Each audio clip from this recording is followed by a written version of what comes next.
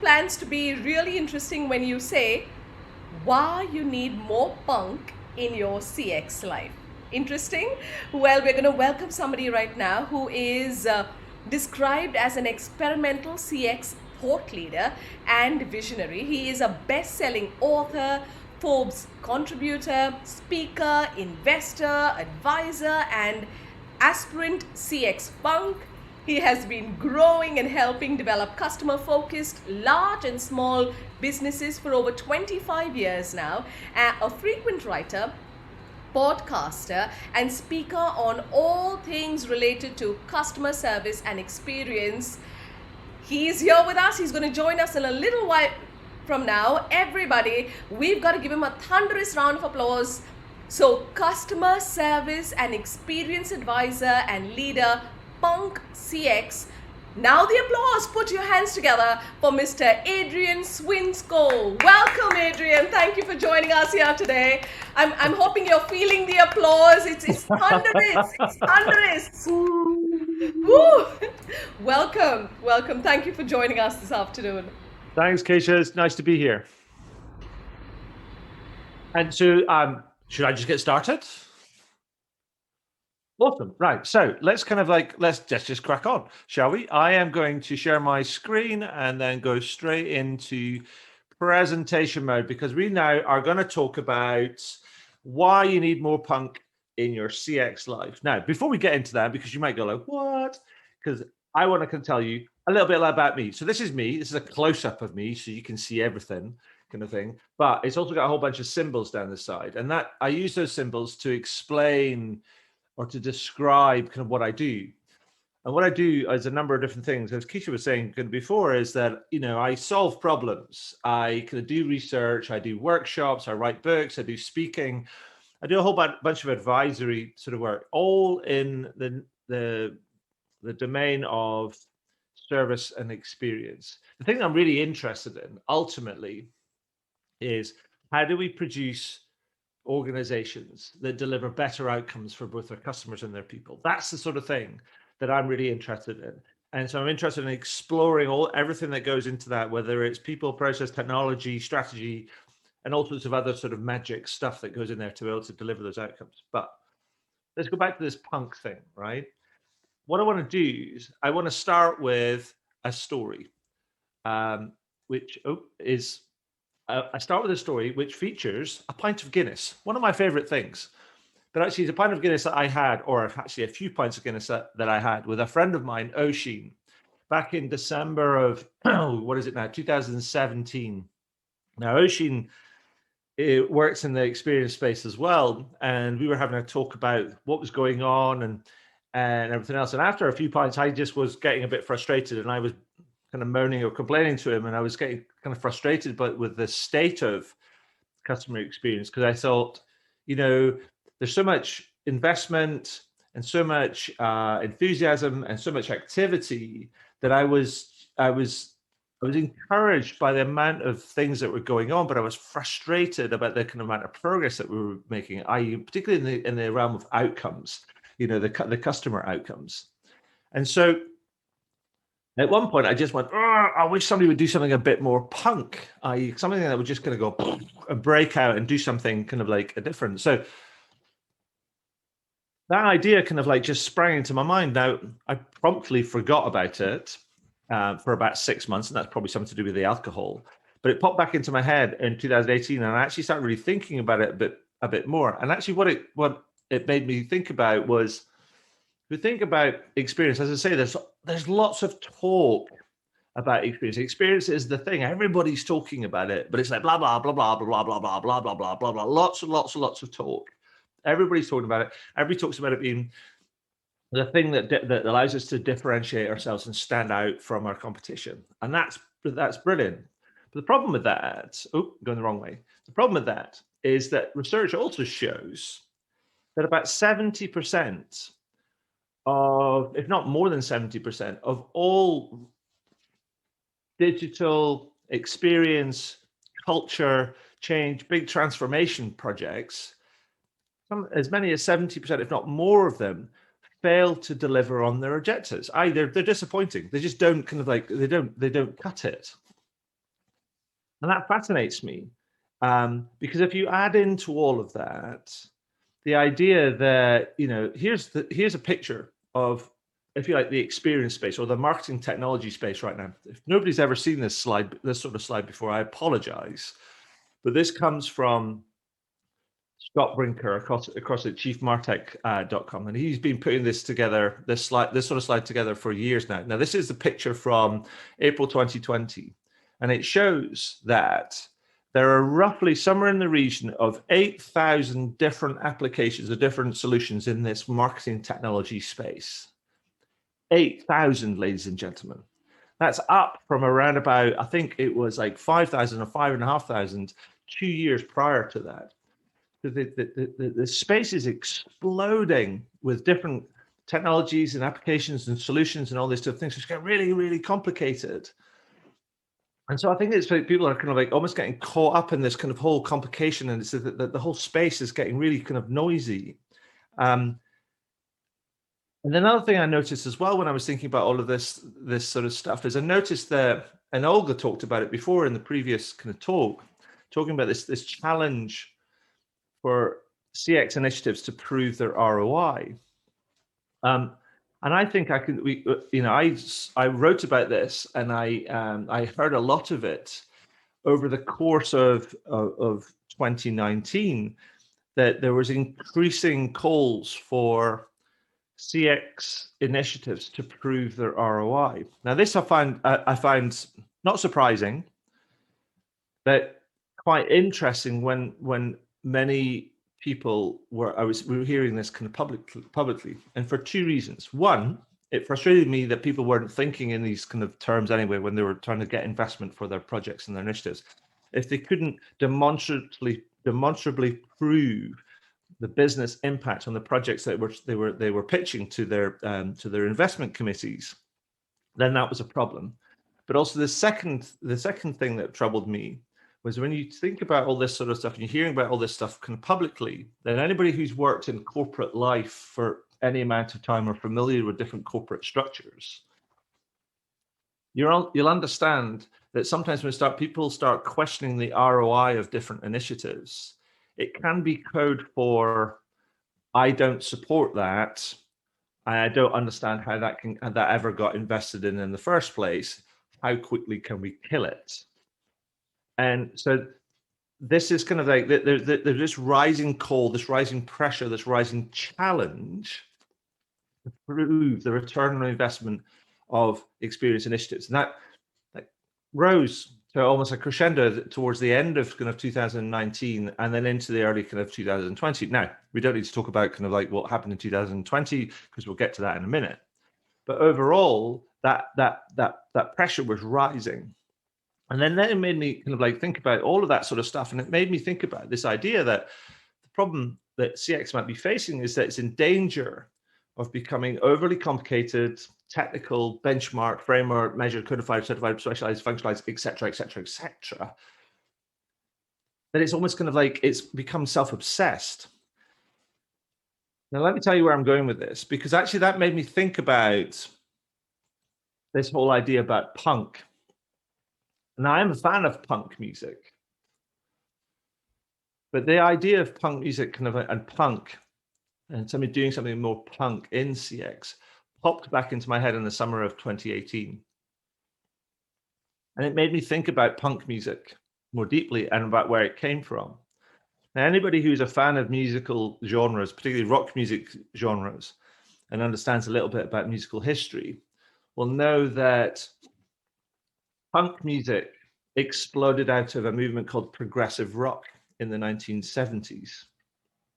Now, progressive rock, whilst it was popular and had some massive bands and great support, was often accused of being overly elaborate, self-indulgent, self-obsessed, and only concerned about its own virtuosity and musicality, i.e. kind of like almost like how many kind of different notes you can play on your guitar, or how many synthesizers you can play simultaneously. It was almost a bit like it was hyper focused on itself rather than its fans and its followers. And punk was a reaction to that. Punk just went, actually, we don't need it. You don't need to have a PhD in music to be able to be in a band, to play music. Punks were said, like, look, anybody can learn how to play the drums, or anybody can write a song, or anybody can, can play the bass guitar. So punk exploded out the back of prog rock as a reaction to it, with it had very much a DIY, democratic, back to basics, all heart and emotion type of approach, where it's always more of a movement than a musical genre. And that struck me, this kind of journey that music had gone, or where punk had come from.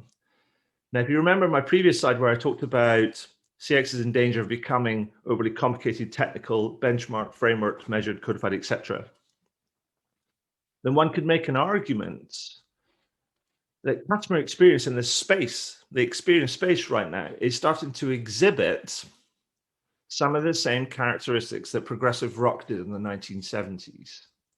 It's becoming self-obsessed, more interested in of itself than actually in its constituents, i.e. customers, and therefore it's not necessarily driving kind of all the kind of the results that we would want. And that kind of struck me, says, well, if that's true, if there's similarities true, then what would a punk version of customer experience look like? And that's what I wrote this book about. Looks like this. This is what this is going to base on. It's actually very colorful. It's not like any other book. It's not black and white. It's like a fanzine. It's like a manifesto.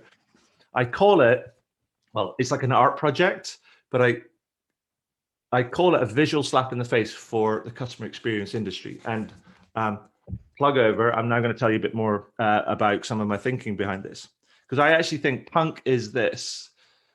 I believe it dares to be different, to stand out, to be counterintuitive, but to matter, to do things that matter to both their, customers and people, not to be boring, not to get caught up in the hype of the next best thing, be willing to go against the grain, try new things, take risks, make mistakes, and not need to be liked by everybody. That's the thing what I think kind of punk CX is about. But you don't need to take my word for it, because I've been doing a whole bunch of research on this for the last kind of 18 months, because I run this podcast, which is now been running for like 10 years. It's now called the Punk CX podcast, because I renamed it. And over the last 18 months, I've been asking people for their own view on what punk CX is about. And they've been giving me a whole set of words. And these are some of the different words that describe what punk CX means to them when I explain the concept. And what you can see by that, I hope, is that actually it's a broad church. It can mean so many different things to so many different kind of people.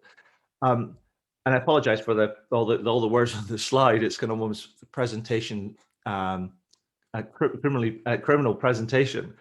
But actually, what I hope you'll take from that is actually this idea that the punk CX, or taking a punk approach to CX, is actually more of an attitude and mindset. It's not a method. It's not about a framework or doing X and Y and Z kind of in that particular order.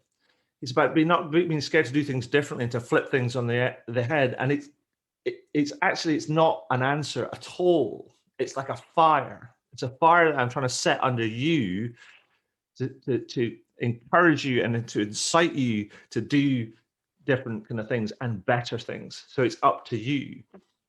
Now, that's the broad construct of punk CX. But if we fast forward to now, what's fascinating, I wrote that book and it came out in 2019, but the genesis of it started back in 2017.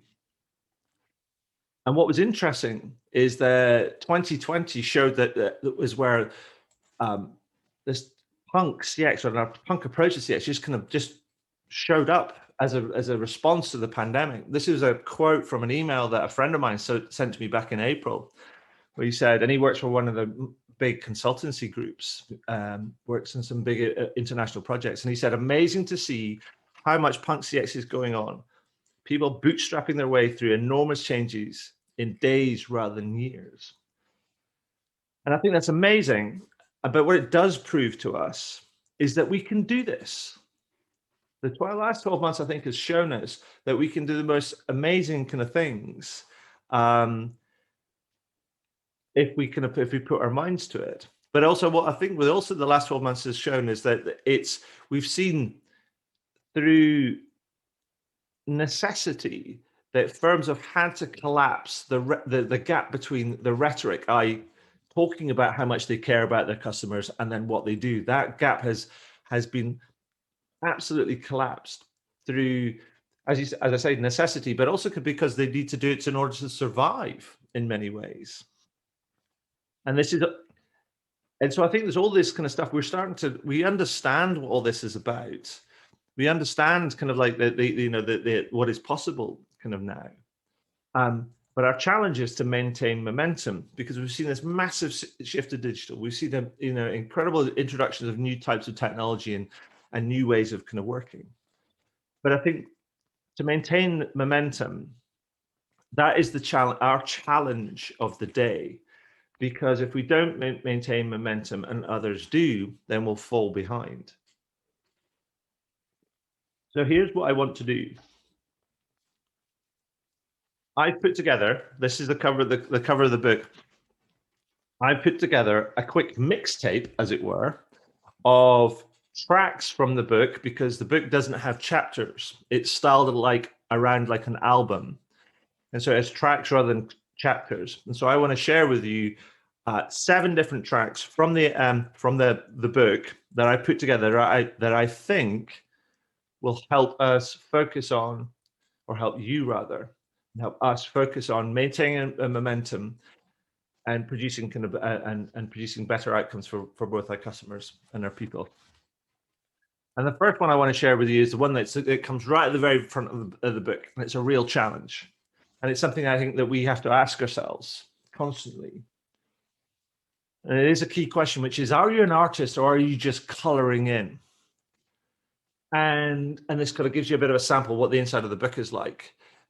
But the question is important, because the thing that frustrates me about many experience initiatives is that when you ask people if they want to be different, if they want to lead their field, pretty much everybody says yes. But it's fascinating to me in the wake of that, when you investigate what they're doing, is pretty much everybody's doing the same thing.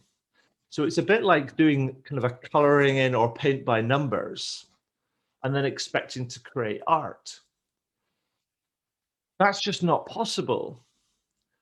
So if you really want to lead, if you really want to be different, if you really want to stand out in your field and against your competitors, I do really believe you have to ask yourself this kind of question.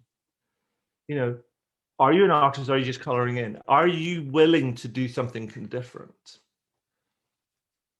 And where that starts, is how you think about the experience, the service and the experience that you want to deliver. And it starts with an articulation of your strategy and what you want to kind of do, and what you want to do, what you want to achieve, and how you want to get there, and how that also then enables the support and the achievement of your business and corporate objectives. All those things have to be melded together. So you have to blend some of the analysis and some of the strategy, but with also the creativity and the daring and the courage, because all of those things are important, and all those things are inherent in creating art. So that's my question that I want to challenge you with is, are you an artist? Or are you just coloring in? The second thing that I think we need to ask ourselves is, I say this because it frustrates me. I'm a man of frustrations, trust me. It doesn't stop me sleeping at night, but I just get frustrated with things because I want things to be better, because I know they can be better.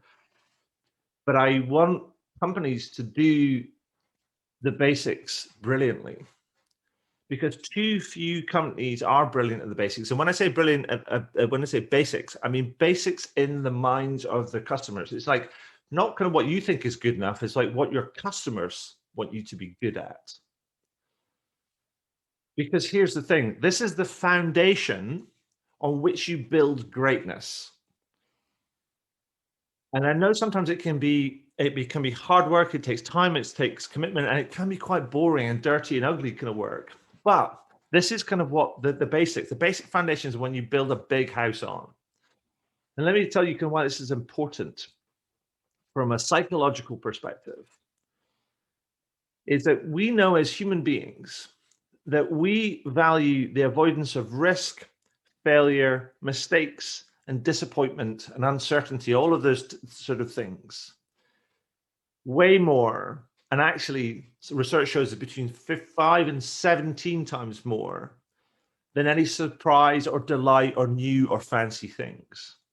And it's all related to our survival instinct, our threat, our fight or flight sort of response. But interestingly, the best companies, the ones that we always talk about, they are relentless in doing these things because they understand this. They understand that these things are important. But it's the ones that don't keep up or that aspire to try and be the best. This is, in many cases, these are some of their Achilles heels because they don't get these things kind of right. So I encourage you to think about what are the basics for your customers and how can you do them brilliantly? Because that is the foundation that you're going to build your greatness on, your artistry on. And the next thing, in order to do that, I think people talk about they need to know their customers, but then they don't really, because they don't really get the results that they want. And I actually think the companies that really do know the customers, really, really get to know their customers. They don't just rely on surveys and feedback from surveys. They use a whole bunch of things. They build a picture. It's a bit like, there's a quote that comes from a Polish-American linguistic scholar called Alfred Korzybski. And he said, the map is not the territory. And I think what he means by that, the map can tell you kind of like where the lay of the lands are, where the hills and the valleys and everything else, but it doesn't tell you if the road has potholes on it, or if the road is flooded after the rain, or so on and so forth.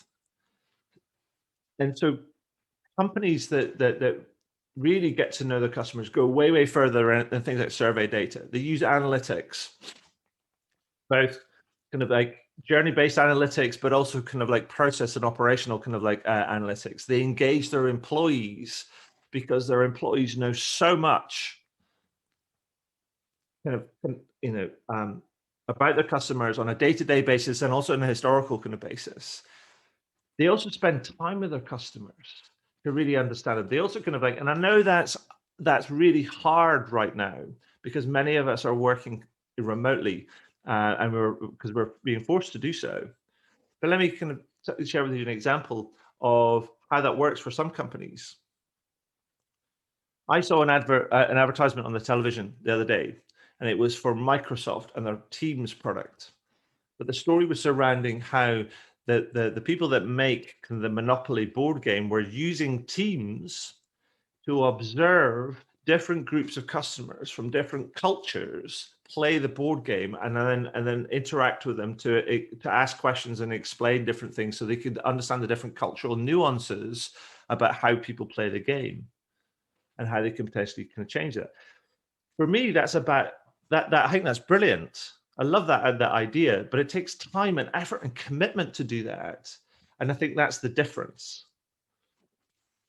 Because ultimately, I want to talk to you about empathy, and I want to talk to you about kind of Robbie Burns, who's a Scottish poet. I'm originally from Scotland. And he has this quote that comes from a poem called To a Louse, which is, "Oh, wad some power the gifty gie us, to see ourselves as other see us." Now, some of you might not be kind of familiar with the Scots vernacular. You might go, what the heck's that about? What it means is that sometimes we kind of know that kind of empathy or having the power to see ourselves as other people see us, sometimes that can feel like a divine power. It's because empathy is actually kind of a hard thing to do. And it's one of the things that's shown up over the course of 2020 that customers have said that we want to deal with companies that have a more that have empathy kind of built into their how their service and their experience. They want to deal with more empathetic kind of companies because that's something that they value. So really getting to know your customers is really important, but it's not just about the data. It's about actually building your empathy, your insight about your customers, but then also building that into your organizational structure. I talk about this and I've talked about this before around building an empathetic musculature. It's not enough to say that your employees need kind of empathy kind of training. That's just that, that's only part of the solution. You need to think about it holistically. Either what's my strategy around this, kind of what's the people, process, technology, kind of like aspects of this, so you can build a sustainably more empathetic organization. And in order to do that, I think that you kind of within all that kind of stuff, rather, and this is kind of where, ironically, I wanted to make it more complex, is that you kind of I'm adding all these things that I think you should be doing, but I actually kind of think that you should also be striving for simplicity, because we know that and research supports this, that simplicity is something that one, customers kind of engage with, two, employees engage with. And according to research done by Siegel and Gale by their Simplicity Index website, we know that companies that are viewed as having simplicity at their heart, or the way they operate is driven by an aspiration to be more simple, to communicate in a more straightforward and simple way, to make their products and their services as simple and easy to understand as possible. They outperform the market by hundreds and hundreds of percent. People pay more for them, spend more, stay longer for them. Their employees are more productive, higher performers, etc., etc. So actually, the bottom line is that simpler service or experience, or working hard to make things simpler, it pays. And that's not just for customers, that's also for your employees. I think our employees, had lots of talk about lots of different people that our employees are, and the people, particularly people on the front line, they're superheroes. And I do believe they are. I've always believed that people that are at the front line delivering service to customers, helping customers at the point of demand, they are superheroes. And I was reminded by an author, Seth Godin, who paraphrased a law of leadership that came from a guy called Charles Krulak, who's a retired United States Marine Corps commandant, who said that the future of an organization is in the hands of the privates in the field, not the generals back home. And what he means by that, and Seth Godin paraphrased that, it says, by saying, the experience people have with your brand is in the hands of the person you generally pay the least. So it's not enough to talk about people being superheroes, particularly as we've come through this time and we continue to go through these difficult times. We have to treat them like superheroes. We have to enable them, we have to support them, we have to equip them, we have to respect them, because these are the people that will deliver for us time and time again.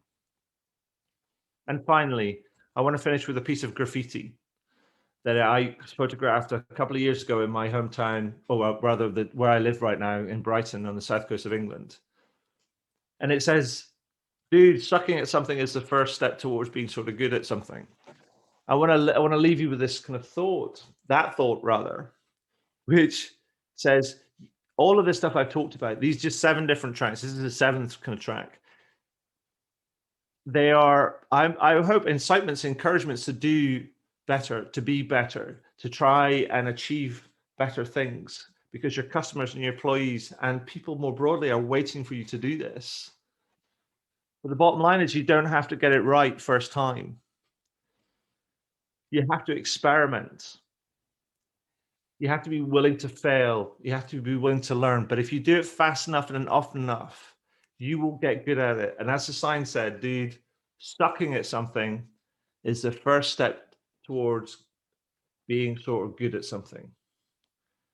So with that idea, I mean, I do believe the time for more punk thinking is now, because we've got to maintain that momentum, because it's all about delivering those better outcomes and being more competitive. So I'll leave you this kind of thought. So who's ready? Who's with me? Who's ready to embrace their inner punk? Because in the words of the Ramones, the renowned punk band, hey ho, let's go.